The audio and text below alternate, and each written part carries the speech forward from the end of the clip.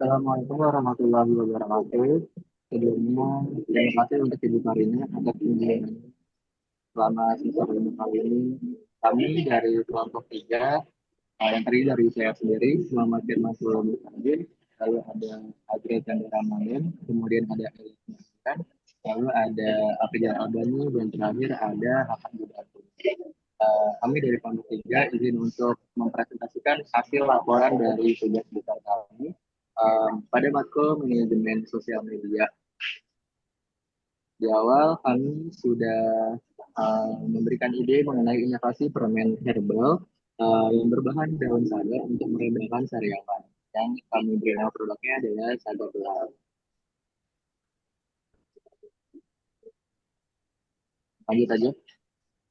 Oke, secara singkat, ide bisnis yang kami lihat, produk Saga Delight itu merupakan inovasi permen herbal alami berbahan daun saga yang dikenal secara turun-temurun sebagai herbal alami untuk meredakan sariawan dan radang tenggorokan. Karena ya zaman dulu beberapa orang terdahulu menggunakan daun saga untuk meredakan sariawan, terutama dengan cara merebus daun saga kemudian diminum airnya. Dari kebiasaan orang dahulu, kami memikirkan untuk inovasi yang pada saat ini yaitu membuat permen yang berbahan daun saga agar bisa lebih diterima oleh konsumen pada zaman sekarang.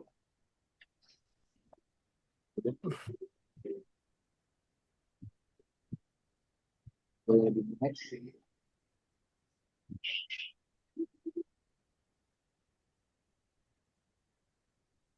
Kemudian untuk konten plan, kami telah menyediakan beberapa konten plan dalam 3 bulan pertama.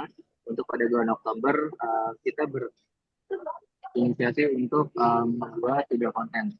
Pertama, pada Selasa di tanggal 21 Oktober, kita membuat konten mengenai edukasi dan manfaat wisata.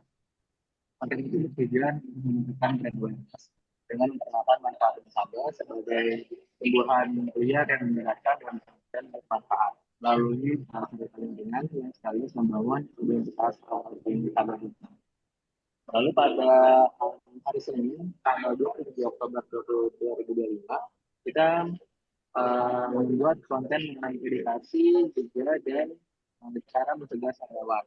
Konten itu pun juga dengan cara menunjukkan pendekatan pendekatan relevan dan dekat dengan keseharian. Tujuan dari konten ini untuk meningkatkan brand awareness sekaligus mengenalkan harga dilihat sebagai solusi herbal alami yang dibutuhkan. Lalu untuk terakhir pada hari Selasa tanggal 31 Oktober 2025 kita mengadakan kuis ringan atau semacam tebak solusi herbal karyawan. Konten ini mengangkat isu buat makan yang hilang saat karyawan dengan pendekatan relevan dari relatable di TikTok dan Instagram. Tapi 4 begini.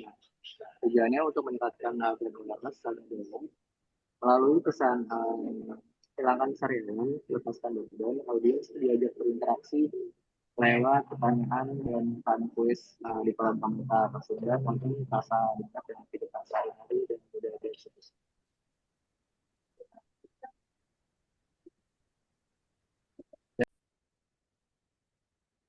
Oke, selanjutnya saya akan menyampaikan tentang konten Saga The Light pada bulan November. Kami membuat dua konten, yaitu yang pertama pada hari Selasa 14 November dengan konten yang bertemakan introduce atau edukasi dengan judul Kenalin Saga The Light. Konten ini bertujuan untuk meningkatkan brand awareness dari permen Saga The Light dengan cara memperkenalkan identitas brand dan produk baru dari Saga The Light.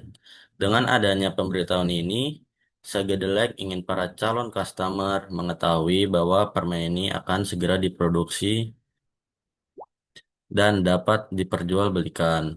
Nah, lalu konten 2 itu ada pada hari Kamis tanggal 23 November yang berjudul Testimoni Yuk Intip Apa Kata Mereka Tentang Sagedalai.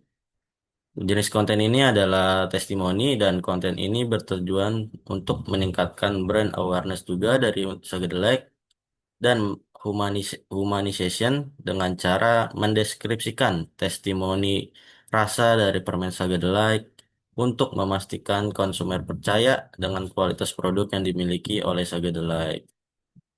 Next.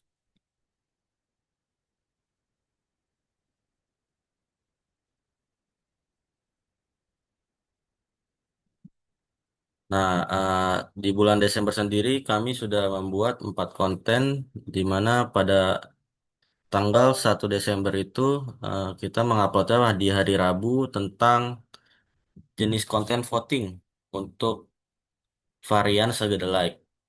Konten ini bertujuan untuk meningkatkan engagement dari produk Saga The Like dengan mengajak audiens di media sosial Saga The Like untuk membantu memilih varian rasa baru untuk permen Saga The Like.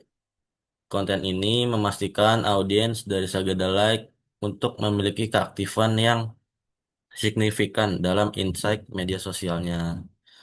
Yang kedua ada konten pada hari Jumat, tanggal 3 Desember. Jenis konten itu berbagi tester, di mana konten ini bertujuan untuk meningkatkan brand awareness dengan dengan berbagai permen saga dengan interaksi sosial, di mana dalam konten itu kita eh, berinteraksi langsung dengan audiens yang sedang duduk atau sedang berbicara, lalu kita memberikannya dengan segumpalan tangan yang berisi permen Saga The Like. Lalu yang kelima ada konten pada hari Minggu yang bertujuan meningkatkan brand awareness. Kontennya itu berjudul dengan challenge tebak warna. Konten ini sebenarnya untuk seru-seruan dengan cara bermain game dengan menebak warna permen Saga The Like, di mana jika di konten ini jika yang menebak itu salah akan mendapatkan hukuman, dan ini bertujuan untuk menarik calon pembeli dengan cara have fun. Lalu yang terakhir ada konten edukasi video pada hari Jumat 10 Desember. Konten ini bertujuan untuk meningkatkan brand awareness dengan cara memberikan edukasi dalam bentuk video yang lebih detail pada konten-konten sebelumnya terhadap tumbuhan daun saga. Oke, mungkin itu saja dari saya. Ini berikutnya ada tampilan-tampilan ide kontennya. Ini ada tampilan tampilan ide konten satu. Terus kita lihat next aja. Nah, ini ada konten dua tentang 5 cara mencegah radang mulut. Next. Ini ada konten ketiga tentang poster mood makan hilang kalau lagi sariawan. Next. Nah, ini tampilan keempat, nah, di mana kita sudah mau mulai produksi permen Saga The Light. Next. Nah, ini testimoni dari para calon audiens atau calon konsumen yang akan membeli Saga The Light. Kita menilai hasil produksi kita. Lalu di sini ada konten yang keenam. Kita membuat inovasi untuk membuat rasa baru bagi permen Saga The Light. Next. Nah, di sini ada konten yang ketujuh. Kita berbagi permen Saga The Light yang udah kita buat ke para calon audiens atau konsumen.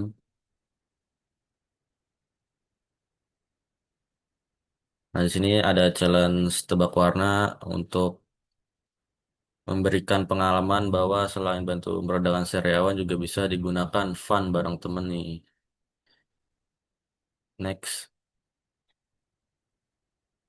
Lalu yang terakhir ini ada konten berbentuk video ya, manfaat daun saga. Sebelumnya kan hanya untuk berbentuk poster. Di sini eh, kita mengambil data-data dari Google gimana sih manfaat daun saga untuk kebaikan tubuh kita. Oke, selanjutnya akan disampaikan oleh Ilyas. Oke teman-teman, kita lanjutkan tadi sudah dijelaskan tentang ringkasan singkat mengenai bisnis ide kita. Dan tadi juga sudah dijelaskan agenda kalender yang ada di bulan Oktober, November, dan juga Desember. oleh Abil dan juga Rizal. Nah, sekarang kita memasuki tentang analisis konten yang sudah kita buat. Nah, pada konten ketujuh, yaitu tentang Saga Dilek Berbagi, di sini rilis upload pada tanggal 3 Desember 2025. Berarti 15 hari sebelum 15 hari dari hari ini. Nah, pada 15 hari sebelum ini tayangan yang diperoleh yaitu mencapai 302 dan juga interaksi yang didapatkan adalah totalnya itu ada 33. Oke, boleh di next.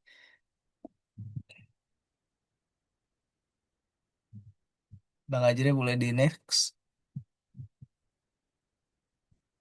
Mas Ajre boleh di itu dia. Ngantuk kayak guys ya. Oke, jadi ini deskripsi lengkapnya. Jadi dari total durasi konten 7 ini adalah 1 menit 31 detik dan total waktu tonton mencapai 52 menit 27 detik dengan rata-rata durasi tontonan mencapai 13 detik yang menandakan ketertarikan audiens meskipun durasi video belum ditonton hingga akhir. Jadi hanya di awal saja yang menarik, tapi ya di akhirnya masih kurang. Jadi itu bahan evaluasi kita. Kalau untuk engagement rates-nya, kita bisa hitung bahwasanya like plus komen dan share atau interaksi totalnya itu ada 33 dibagi total views yaitu 302 dikali 100%, maka engagement rate-nya yaitu mencapai 10,6%. Nah, angka ini tergolong tinggi untuk standar Instagram yang umumnya berada di kisaran 1 sampai 5%. Dari sisi demografi, penonton didominasi laki-laki yaitu 57,7% dan didominasi laki-laki dibanding perempuan yaitu 42,3%. Nah, secara keseluruhan, konten ini efektif dalam meningkatkan brand awareness dan engagement, namun masih perlu optimalisasi pada hook awal dan alur storytelling untuk meningkatkan durasi tonton serta mendorong aktivitas profil. Nah, ya. Next, kita geser lagi ke analisis konten ke-8. Ini adalah cuplikan dari screenshotan inside reel konten ke-8 kita, yang mana konten 8 ini tentang tebak warna, challenge tebak warna. Jadi tujuannya itu adalah isi alurnya dengan Candy Saga Dilek ini kita bisa membuat keseruan bersama teman. Nah, kita lihat pada tanggal 5 Desember awal upload video ini dan sampai hari ini tayangan totalnya adalah 241 dan total interaksi ada 18. Ini agak sedikit menurun dibanding konten sebelumnya tadi. Oke, silakan di next lagi Mas Azre. Nah, detailnya interaksinya itu adalah 14 like, 4 komentar dan lainnya 0 gitu. Nah, konten ini menunjukkan performa yang cukup baik dari sisi jangkauan dengan total 241 views, di mana 68,5% penonton berasal dari non-followers. Hal ini menandakan bahwa konten mampu menjangkau audiens di luar pengikut akun dan mendapatkan distribusi dari algoritma Instagram sehingga berkontribusi positif terhadap brand awareness Saga Dilek. Nah, maka setelah kita hitung, engagement rate-nya mencapai 7,4%. Ini terjadi penurunan dibandingkan konten sebelumnya. Jika ini salah satu faktornya adalah jadwal upload yang berbeda. Konten yang sebelumnya bisa mendapatkan lebih tinggi dikarenakan jadwalnya lebih awal dan durasi tayangnya lebih lama dibandingkan konten 8 ini. Oke, silakan di next. Mungkin itu aja yang bisa saya sampaikan tentang analisis konten 7 dan juga konten 8. Untuk analisis konten 9 akan dilanjutkan oleh Azril Chandra Ramadan. Terima kasih. Ya, makasih Mas Ilyas sebelumnya. Sekarang kita masuk ke analisis konten 9, di mana konten 9 ini kita upload di tanggal 10 Desember, di mana itu konten terakhir kami. di bulan Desember ini, di mana mendapatkan 34 likes, ada 10 komen, terus juga 21 share dan 4 repost seperti itu. Nah, di sini kami mendapatkan 502 tayangan, yang berarti itu lebih besar dari dua konten sebelumnya. Terus juga waktu rata-rata orang nonton itu 20 detik, yang dimana berarti itu kan uh, 50% dari durasi yang kami buat, yaitu 43 detik aja nih teman-teman. Berarti audiens kami itu lebih suka konten yang singkat-singkat seperti itu. Terus juga kami mendapatkan interaksi sebesar 69, yang dimana didominasi oleh bukan pengikut nih sebesar 71% ya teman-teman. Uh, Konten ini juga menjangkau akun sebanyak 338, yang dimana kita dapat dari tab Reels itu sebesar 55%, terus dari tab jelajah juga 18%, terus juga ada yang dari profil juga sebesar 5% seperti itu. Uh, Kita lanjut aja. Di sini konten ini menunjukkan bahwa performa yang sangat baik dari sisi jangkauan ya, seperti saya bilang, dengan total 502 views, berhasil lah, ya, bisa bilang berhasil menjangkau audiens, karena 80%-nya itu berasal dari non-followers teman-teman, di mana menandakan algoritma Instagram itu cukup ngebantu atau mendorong konten kita ke luar basis pengikut gitu. Terus juga rata-rata dari IR-nya itu 12,9%, yang dimana lagi-lagi ini tergolong tinggi buat standar Instagram yang biasanya itu cuma di kisaran 1-5% aja. Jadi secara keseluruhan konten ini sukses dalam meningkatkan brand awareness dan engagement, karena emang tujuannya itu juga. Tapi juga masih ada perlu optimalisasi dari struktur cerita sama CTA-nya biar lebih jelas. Kayak misalnya ya, di situ kita masukkan ataupun follow follow dulu biar dapat info selanjutnya kayak gitu, atau save biar gak ketinggalan info-info selanjutnya kayak gitu. Terus juga butuh penajaman pesan di awal sama di akhir konten biar dampaknya itu nggak berhenti di situ aja, jadi masih bisa uh, interaksi untuk selanjutnya gitu. Uh, biar biar berkontribusi pada pertumbuhan akun sama loyalitas audiens juga kayak gitu teman-teman. Selanjutnya itu aja dari saya, analisis konten 9. Selanjutnya bakal dibahas hasil perbandingan konten 1 sampai 3 dan 7 dan 9 sampai 9 oleh Hakan Gibran Puni. Silakan Mas Hakan Gibran Puni. Oke, makasih banget untuk Azril Chandra Ramadan untuk hasil analisisnya. Itu telah menambah ilmu buat kita semua. Oke, kita bakal langsung masuk aja teman-teman ke hasil perbandingan konten 1 dan 3 sampai yang ke 7 dan 9. Konten 1 dan 3 menunjukkan performa yang engagement yang cenderung menurun dari konten 1 ke konten 3 dengan IR masing-masing. Dan IR masing-masing seperti kita lihat itu rata-rata 3% teman-teman. Tapi jumlah tayangannya bisa dilihat itu rata-rata 1000 teman-teman. Tapi kita nggak bisa tunjukin. Tapi yang pasti itu jumlah tayangannya banyak. Sayang sekali jumlah interaksinya itu sedikit teman-teman. Berbanding terbalik dengan konten 7 dan 9. 7 dan 9 itu bisa dilihat dengan IR rata-ratanya itu kalau masing-masing bisa disingkat mungkin 9 sampai 10% teman-teman. Itu lebih bagus ya. Dengan membuat konten 7 sampai 9 itu kumpulan kontennya itu emang sedikit lebih berbeda dan kontennya yang 1 dan 3 itu emang sebuah postingan. Jadi bisa menggait lebih banyak awareness buat orang-orang yang pengen lihat. Konten 7 sampai 9 ini cenderung lebih ke video teman-teman. Yaitu adalah kumpulan konten yang paling interaktif dibanding sebelumnya. Hanya saja dengan views yang lebih ya sedikit tapi lebih mengundang banyak interaksi. Tapi secara keseluruhan ke depannya kami akan menerapkan sistem hybrid teman-teman, yaitu ya dengan konten postingan dan konten yang video dengan rutin ya.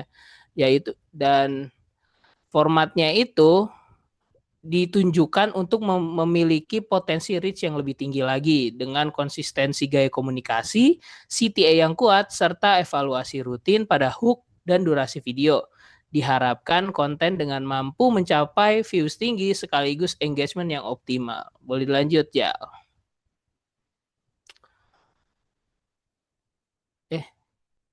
Lanjut Mas. Nah, boleh. Sekarang kita masuk ke kesimpulannya. Ini udah bagian akhirnya teman-teman.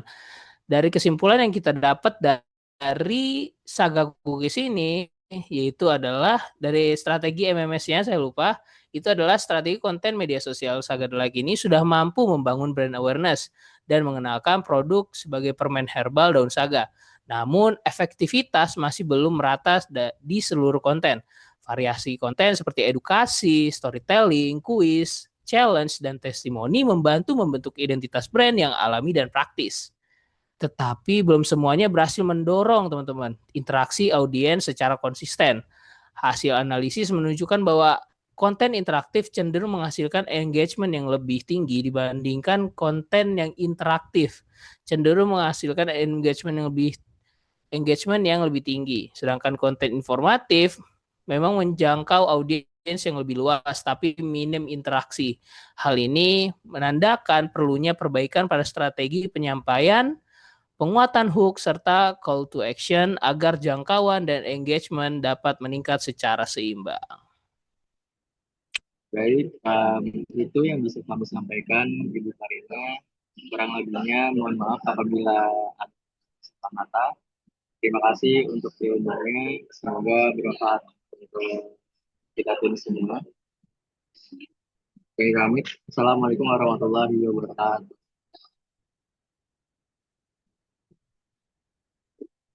Ayo.